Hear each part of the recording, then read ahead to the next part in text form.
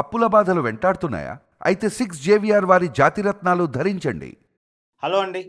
అందరికీ నమస్కారం. నేను మీ కట్టా కార్తీక్. తెలంగాణలో పార్టీలు చాలా ప్రెస్టేజ్‌గా తీసుకున్నటువంటి జూబ్లీహిల్స్ ఉప ఎన్నికల్లో గెలవబోతున్నటువంటి వ్యక్తి ఎవరు? ఏ పార్టీ గెలవబోతుంది? ఏ అభ్యర్థి ఎమ్మెల్యే కాబోతున్నారు? ప్రధానంగా పోటీ కాంగ్రెస్‌కి, బీఆర్ఎస్‌కి మధ్య ఉందన్న విషయం అందరికీ తెలుసు. బీఆర్ఎస్ పార్టీ నుంచి మాగంటి సునీత పోటీ చేశారు. చనిపోయినటువంటి మాగంటి గోపీనాథ్ గారి సతీమణి. కాంగ్రెస్ పార్టీ నుంచి నవీన్ యాదవ్ పోటీ చేశారు. ఎవరు గెలవబోతా ఉన్నారు? జూబ్లీహిల్స్‌కా బాదుషా ఎవరు? ఇప్పటికే కోట్ల విజయభాస్కర్ రెడ్డి స్టేడియంలో ఎన్నికల కౌంటింగ్ స్టార్ట్ అయింది. మొట్టమొదటిగా పోస్టల్ బ్యాలెట్ ఓట్లని లెక్కిస్తున్నారు. మొత్తం జూబ్లీహిల్స్‌లో 10 రౌండ్లు ఉంటాయి. దీనికోసం 42 టేబుల్స్ ఏర్పాటు చేశారు. 10 రౌండ్స్ మొత్తంగా కౌంటింగ్ ఉంటుంది. మొదటి రౌండు షేక్పేట్, అంటే షేక్పేట్ కంటే ముందు పోస్టల్ బ్యాలెట్ సోర్స్ వస్తాయి. పోస్టల్ బ్యాలెట్ తర్వాత మొట్టమొదటి రౌండు షేక్పేటకి సంబంధించినటువంటి కౌంటింగ్ స్టార్ట్ అవుతుంది. మొత్తంగా 10 రౌండ్లు కూడా, ఎందుకంటే రౌండ్కి కూడా పరిస్థితి మారేటువంటి అవకాశం ఉంటుంది. టగ్ ఆఫ్ వార్‌గా నడిచింది కాబట్టి. దాదాపు డివిజన్లు, ఏ డివిజన్‌లో ఏ పార్టీకి బలం ఉంది, ఒక్కొక్క డివిజన్ ఒక్కొక్క పార్టీకి బలం ఉంది అని చెప్పేసి చెప్తా ఉన్నారు. మామూలుగా యూసఫ్గూడ, రేమత్ నగరు ఆ ఏరియాలో కాంగ్రెస్ పార్టీకి బాగా బలం ఉంది అనేటువంటిది. తర్వాత కొంత షేక్పేట మిక్స్డ్‌గా ఉండొచ్చు. బోరుబండ బీఆర్ఎస్ వైపు ఉండొచ్చు. వెంగర్రావు నగర్ బీఆర్ఎస్ వైపు ఉండొచ్చు. శ్రీనగర్ మళ్ళా కాంగ్రెస్ వైపు ఉండొచ్చు అనేది ఒక అంచనాగా తెలుస్తూ ఉంది. కాబట్టి ఏ ఓటు ఎటు పడింది? ఎర్రగడ్డ కాంగ్రెస్ వైపు ఉంటుందని కూడా అంటున్నారు. కానీ ఏ డివిజన్ ఎవరి వైపు ఉండేటువంటి అవకాశం ఉంది? ఏ రౌండ్లో ఎవరికి మెజార్టీ దక్కే అవకాశం ఉంది? పెద్ద మెజార్టీ రావు కాబట్టి చివరి దాకా ఫలితాన్ని చూడాల్సినటువంటి పరిస్థితి కనపడతా ఉంది. దాదాపు 11:30, 12 లోపు రిజల్ట్ క్లియర్ అయ్యేటువంటి పరిస్థితి కనపడతా ఉంది. కౌంటింగ్ స్టార్ట్ అయినటువంటి 4-5 గంటల లోపులోనే రిజల్ట్ క్లియర్‌గా మనకి కనపడేటువంటి అవకాశం ఉంది. ఎందుకంటే మొత్తం ఉండటానికి 4 లక్షల ఓట్లు ఉన్నప్పటికీ కూడా పడ్డది 1,94,000 ఓట్లకు పైగానే. అంటే దాదాపు సగం కూడా పడలేదు. 2 లక్షల ఓట్లు కూడా పడలేదు. సగం ఓట్లు కూడా పడలేదు కాబట్టి ఈవీఎంల ద్వారానే కాబట్టి కొన్ని గంటల్లోనే ఫలితం మనకి కనపడేటువంటి అవకాశం ఉంది. ఇంకా 4 గంటలు కూడా పట్టదని అంటున్నారు. కానీ మనం ఎక్కడైనా ఈవీఎంలు మొరాయించిన ఫలితాల్లో లేటు అయినప్పటికీ కూడా ఎక్కువ టైం మనం 4 గంటలు అని చెప్పేసి అంటున్నాం. ఇంకా అంతకన్నా ముందే రిజల్ట్ రావడానికి స్కోప్ ఉంది అనేటువంటిది కూడా తెలియవస్తా ఉన్నటువంటి సమాచారం. మళ్ళీ చెప్తున్నాను, మొత్తంగా 10 రౌండ్లు ఉంటాయి. 42 టేబుల్స్ ఏర్పాటు చేసి లెక్కింపు కొనసాగుతూ ఉంది. ఇప్పటికే అన్ని ప్రధాన పార్టీల అభ్యర్థులు, ఇండిపెండెంట్ అభ్యర్థులు కౌంటింగ్ కేంద్రానికి చేరుకొని కౌంటింగ్ జరుగుతున్నటువంటి ప్రక్రియను పరిశీలిస్తూ ఉన్నారు. మాగంటి సునీత కావచ్చు, తర్వాత నవీన్ యాదవ్ కావచ్చు, వీళ్ళంతా కూడా కౌంటింగ్ కేంద్రాలకు చేరుకొని, అలానే బీజేపీ అభ్యర్థి లంకెల దీపక్ రెడ్డి కావచ్చు. బీజేపీ అభ్యర్థి లంకెల దీపక్ రెడ్డి గెలవటానికి స్కోప్ లేకపోయినప్పటికీ కూడా అతనికి ఎన్ని ఓట్లు పడతాయి, ఆ ఓట్లు ఎవరిని ప్రభావితం చేస్తాయి, అంటే ఎవరి గెలుపుని ఎవరి ఓటమిని ప్రభావితం చేస్తాయి అనేది కూడా కొన్ని లెక్కలు ఉన్నాయి. బీజేపీ అభ్యర్థికి గతంలో వచ్చినన్ని ఓట్లు కనుక వస్తే అది కొంత ఫలితాల మీద ఇంపాక్ట్ పడేటువంటి అవకాశం ఉంది అనేటువంటిది తెలియ వస్తా ఉన్న సమాచారం. మోస్ట్లీ అతను ఎవరి ఓట్లు, ఏ బీఆర్ఎస్ సంబంధించిన ఓట్లని ఎక్కువగా చీల్చాడా, లేదు కాంగ్రెస్ పార్టీ ఓట్లను చీల్చాడా అనేటువంటిది కూడా ఇక్కడ ప్రధానంగా మాట్లాడుకోవాలి.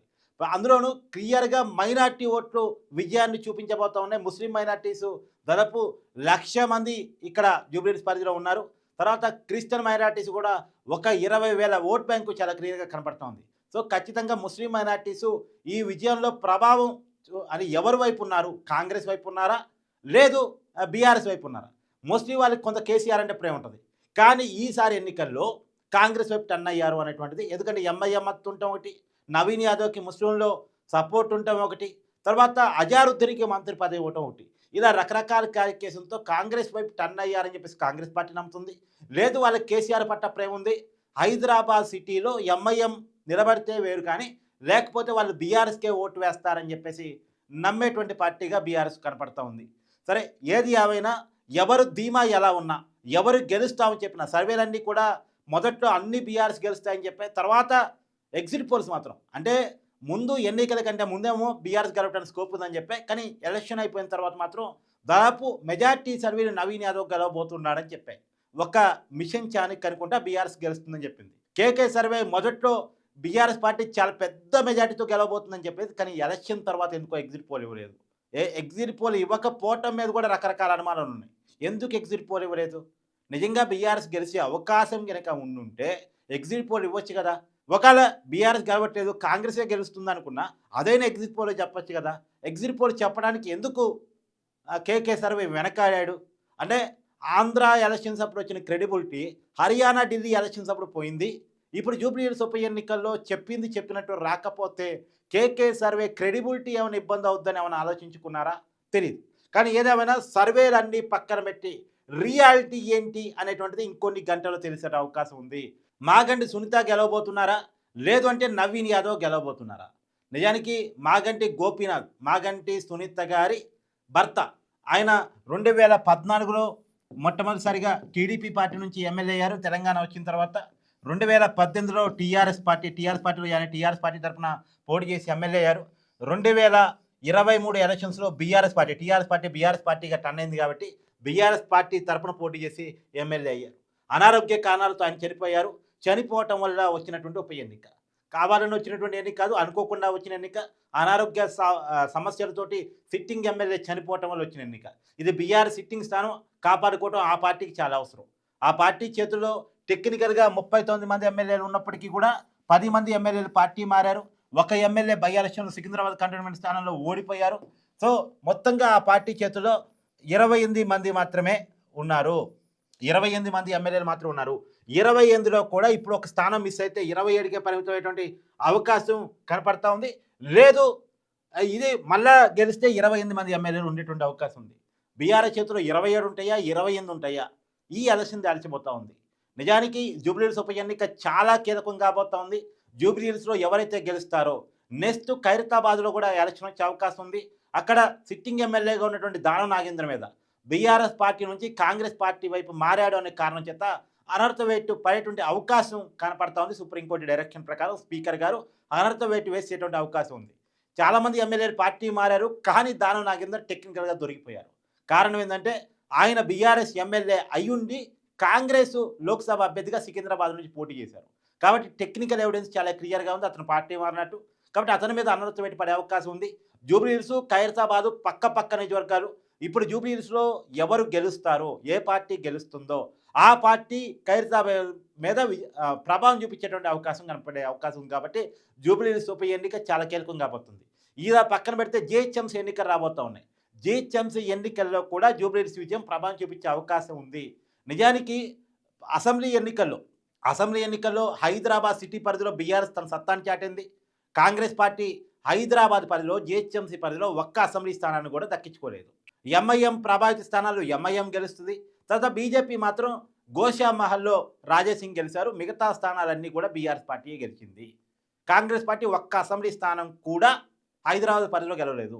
బీఆర్ఎస్ అధికారాన్ని కోల్పోయే వ్యతిరేకతలో కూడా కాంగ్రెస్ అధికారానికి వచ్చేటువంటి వేవ్లో కూడా హైదరాబాద్ పరిధిలో ఒక్క సీటు కూడా గెలవలేదు.